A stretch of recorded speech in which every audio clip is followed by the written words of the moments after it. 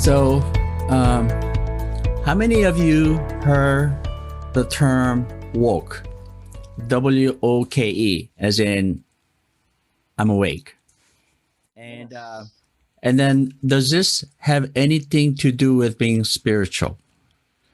Now, I know that over the last few years, not only have we witnessed the most awful global pandemic crisis, but at the same time, we also saw lots of growing issues in social injustice, and then scores of other social issues that people either heard about or are aware of. I know Sheila mentioned going on Facebook, and a lot of times, you can see on your feed a lot of these issues on your Facebook and all over on social media. Now, the Oxford English Dictionary added woke, W-O-K-E, and defined it this way.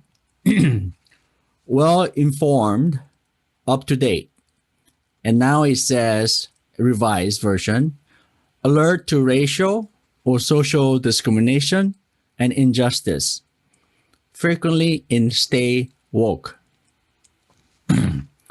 So let me ask you, and you can have this in your thought, when you say you are woke, are you saying you are better than others? Are you spiritually more inclined? Maybe. And more power to you if you have changed your way of thinking or others.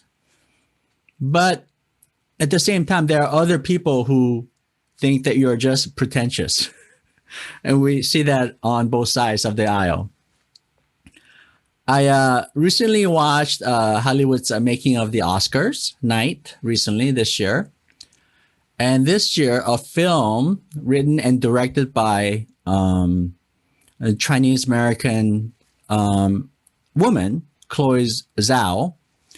Most of you either have seen or heard Nomadland, won the Best Picture and Best Director. Now, I didn't see it myself, but I know what it's about. It's about a woman, a nomad, who is houseless, that travels around the United States. The whole movie is about that. And in the movie, they show real people who are homeless as well. Now, when I spoke to my younger brother, who we don't see eye to eye in a lot of things, he quickly let me know that how pretentious and hypocritical these people are, considering there are hundreds and thousands, perhaps, of homeless right in their backyard in Hollywood, Santa Monica Boulevard. Now, perhaps, diving deeper into his views when we have discussion, I cannot entirely agree with him on a lot of things. But on the surface, I see why he thinks that, and other people might think that. Now, bringing the subject of homeless to the forefront of our social issues with other issues, social injustice that's going around right now, either on Facebook or you telling others. Now, these happen in the past. Now, I've talked about this before at Mother's Day too, but like that of women's rights, the phenomenal history behind women's rights in the United States, the suffragists, the women who are behind all this, the abolitionists, the women who played a role in our understanding of our past. Now, these people, a lot of these women were actually spiritualists. The goal of a spiritualism, or to spiritualize, is not to attain a nirvana. I know that we talked about different aspects of Eastern religion, that to reach nirvana in a Buddhism and in other religion. But in spiritualism, it's to spiritualize every sentient being and everyone on earth and on this universe. To love everyone equally. So see, these women in the history, in the back, suffragists and abolitionists, they did it because It was the right thing to do. It was the most humane thing to do. It was the love of others that made it there was a spiritual essence. But they didn't go out and told people they were spiritualists in a way that, this is the, spiritual way. They did it out of love of people. Now, some of you, we talked about this before, but a part of a spiritual progress is towards increasing our individuality. Everyone is different. Everyone walks on different path, and everyone is on different journey. And that's goes same on the spiritual level too. Now, just because you're on a higher spiritual path or you've attained some knowledge, that your knowledge does not make you more spiritual than others. See, we are all born with equal spiritual essence. We're born with that divine spark, the moment that we're born, you see.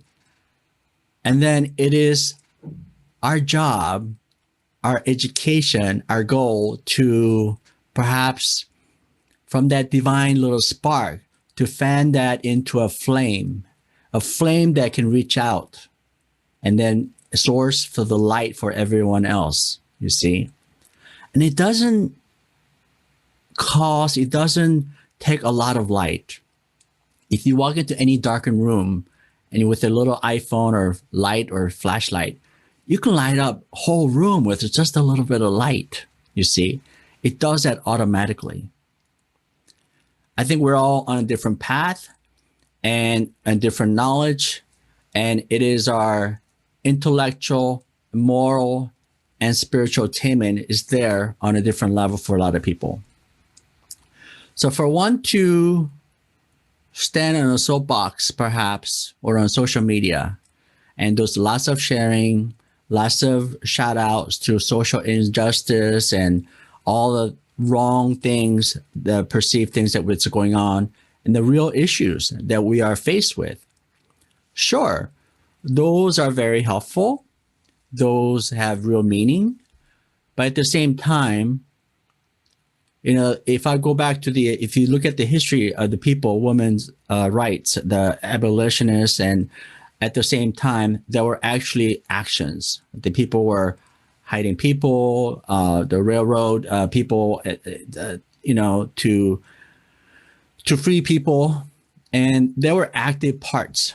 Now, in our culture, in our quick culture, where we go on Facebook and social media, but sometimes, we're sitting, especially with the COVID-19, we're at home a lot of times, and we're quick to judge others. We're quick to send out messages, but perhaps we can start by looking what is closest to our heart, closest to our physical area, perhaps our family, our disagreeable family, like my brother, or your uncle, or your neighbor that you see once in a while, and just to say hello, how you doing, right? To spread a little love, because as a spiritualist, just we did earlier, we did absent healing. Absent healing definitely works because science has proven that our thoughts, our vibration is a frequency. Whenever we think something, it registers a link to the Great Spirit.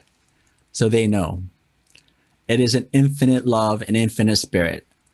And just with our thoughts, we can do a spiritual healing. Now, the spiritual healing itself, the goal is to not physically heal someone. You also have to touch their soul. You also have to heal their heart at the same time. Without it, you have failed at the healing. And that's what spiritualism is about, isn't it? It's about equal part loving. We talked about loving ourselves equal part mind, spirit, and soul. Mind, physical body, mind, and soul.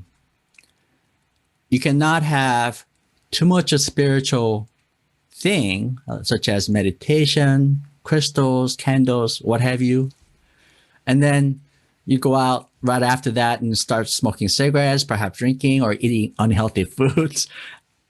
Don't take me, I mean, all those things, sometimes I do it. It's good in moderation, but you have to take care of both things. You have to take care of all things. It cannot be just one and not the other. So what am I saying? I am saying that people are quick to shout out in certain things, but you have to have your hand in it as well. And that hand in itself doesn't have to be grand. It can be just as saying hello to your neighbor and saying hi and then spreading a little love. One time I drove by and there was a homeless person. And my quick thinking was, he's so young, why is he doing that? Okay, so immediately I changed my thinking because I was judging. Correct? So then I was like, okay, that person, for whatever reason, is there or going through for the path that it's his journey, not mine to judge. All I can say is to say, open the window, hi, how are you doing today? And I just happened to have an unopened bottle of water, and I gave that to him. And you could see the smile on his face just lit up. So it doesn't take much. And I have to keep telling myself over and over again to just spread love like that. Now, looking at that young man, then I as I passed by, then my thoughts began to change about why. But then as a spiritualist, we also know certain polarities in lives. We know darkness because we've seen the light. We know light because we've seen the darkness. We know good because we've seen the evil. And we know evil because we've seen the good. So these are things that are infinite in this world. And if for us to take that into our spiritual journey, or as our spiritual attainment. Sometimes, you wonder, you might not have quick answers. And sometimes you wonder why does it happen to me? About grieving, people passing. So these are our infinite great spirit's way of expression. We just have to play a part in it and know that we play a part in it. And of course, along the way, mistakes are made. It's imperfection. The great spirit is perfection, I believe. And so, within that imperfection comes wisdom, comes knowledge, and truth. And speaking of truth, there is, when you are woke, it makes it sound like you've been asleep all your life and all of a sudden you woke up. Literally, perhaps that's true. But just as you were born with a divine heritage, the moment you're born, the divine spark is there. It never left you. It was always there. So if you're saying that, you're woke from that and to realizing what's around you and start to seeing, that's good. Perhaps that's what it means. Now, as we grow and progress in spiritualism, I also know that to spiritualize everyone, it is to end the differences in church, in synagogues, temples, and mosque, the division between the church, division between social injustice, different in the distinction of color, distinction of race. These will be all forgotten once we start to love one another and pay attention to and spread a little love without judgment. You may it's okay to observe and then, take that in. But as an observer, just stop it right there.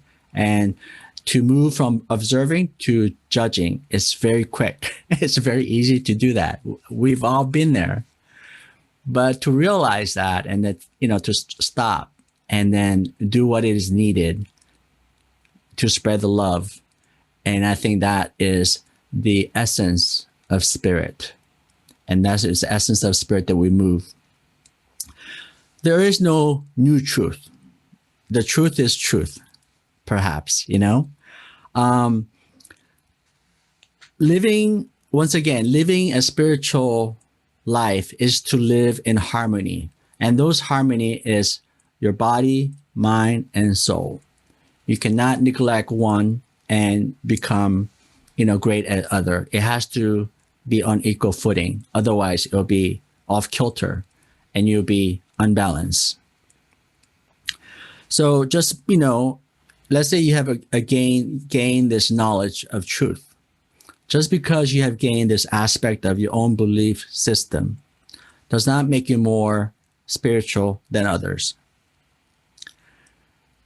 So when we spread this love, sure, we can go on Facebook, we can go on Twitter, we can do a shout out and bring attention to social injustice and other things, and that is going on.